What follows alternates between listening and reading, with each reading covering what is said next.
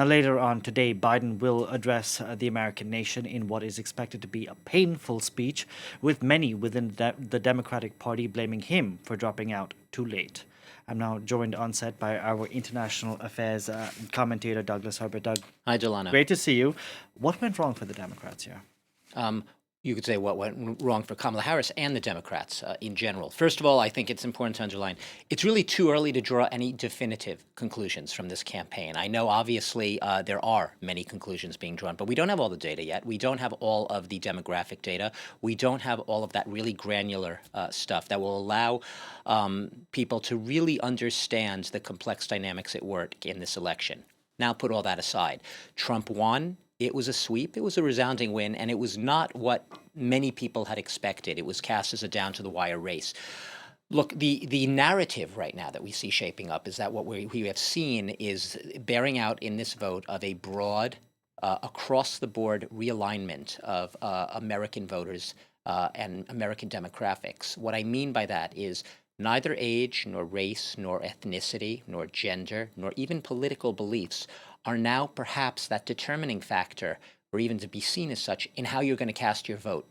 If there was something that Democrats perhaps have done wrong in their strategizing, is perhaps seeing that they have traditionally had they felt entitled to, or almost as if they had a historic birthright to certain demographics within the population. Assumptions made that if you are Black, if you are Latino, if you are a young voter in this age, you live in this place, or you're a woman on this issue, you are necessarily going to gravitate towards and vote for Democrats. Now, in this election, it's true that many Blacks and Latinos and women, still in very large numbers, did gravitate to Kamala Harris.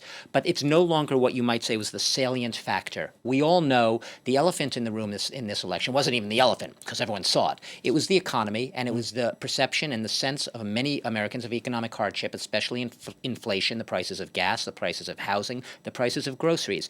And especially among one of those groups I was just speaking about, Latino voters in particular. Polls in the wake of this election showed that 7 in 10, that's 70% of Latinos, basically cited economic hardship as one of the reasons that they were going towards Trump. Now, whether you think his policies actually will help or not, that's irrelevant. The perception is that Trump was the man who would better address their economic hardships. And 40% of Latinos, I once again speak of them because they were a big group we spoke about in the run-up to this election, 40% of them listed the economy as the top factor. But I've got to underscore, it was an across-the-board election. There's no sugarcoating it. If you're a Democrat, Donald Trump improved his margins. That means did better in 9 out of 10 counties. I'm not talking about even just states. 9 out of 10 counties across America in this election over his 2020 performance. Whether we're talking urban areas, suburban areas, exurban areas, further out of the suburbs, or rural areas. Everywhere you look, with very few exceptions, he did better than 2020. That shows broader shifts at play, not just the economy, even if that was one of the salient concerns among many voters. Doug, in 2020, Joe Biden brought an end to Donald Trump the first time around. Yes. And now we've seen Donald Trump win again. How much responsibility does he bear for this loss? Does Joe Biden bear Yes. this law? For Democrats, there's a lot of finger pointing and blaming going on right now. So one of the narratives is that Joe Biden, when he assumed the presidency and ran on this promise, in a sense, what people saw as a promise, that he would be a bridge president. A bridge president meaning he would be a one-term president. He knew he was the oldest president to run at the time and become president. And he would be a bridge president, and he would hand the mantle to a younger, more dynamic, more energetic successor who could take the mantle of the Democratic Party and move forward as they saw it into a future of a more united America as opposed to a more polarized and divided America.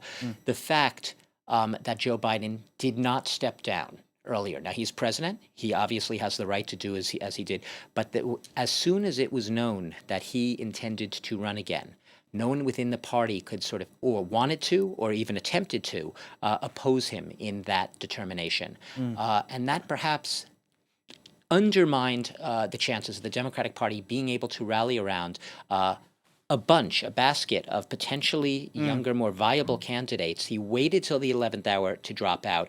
A lot of people will say, a lot of people will say, if they're going to blame Biden for anything, that will be perhaps the biggest thing they blame him for.